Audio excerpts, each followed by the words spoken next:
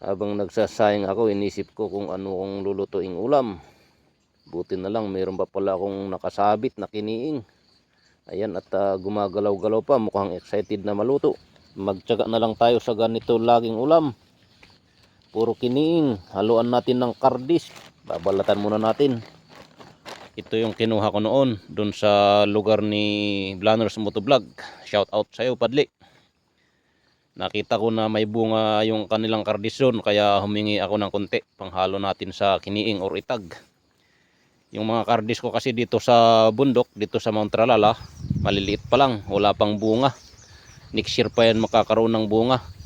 Kaya nung nakita ko yung bunga ng kardis doon kay Blanners, ayun, kumuha ko. Dahil napakasarap. Ihalo ito sa mga kiniing o itag.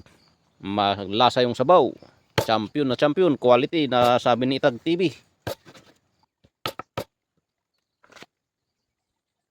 Yan muna yung natapos kong nabalatan. Saktong-sakto na yan sa akin. Ako lang naman mag-isa. Saka na natin balatan ulit yung iba sa susunod.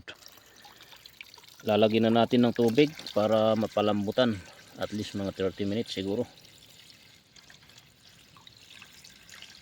Dagdagan natin ng konti yung kanyang sabaw para may pang-ulam yung mga aso. Pwede na siguro yan. Lagyan pa natin ng tanglad. Ayan, marami tayong tanglad dito sa bundok. Ayan, nalagyan na ng tanglad.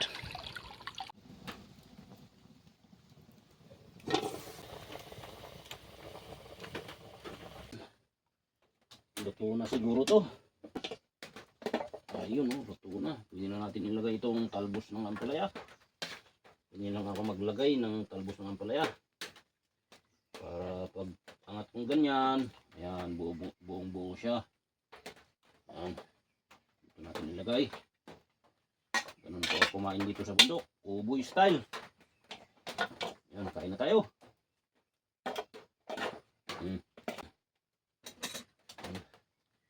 Kain na tayo.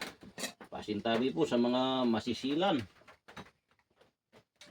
Ganito talaga ako sa bundok kumain. Ngayon tayo man. Maulan kasi kaya hindi tayo makakain sa labas. Dito muna tayo sa temporaring kubo. Nakatira. Kaya ganyan talaga. Ito na yung ating kardis. Luto na. Kardis. Tapos bikal. Ayan.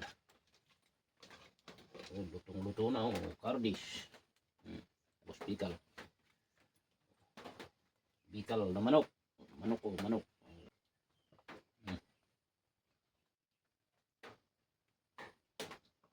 Ganito ako kumain, saka nahimayin pag kakainin. Yun.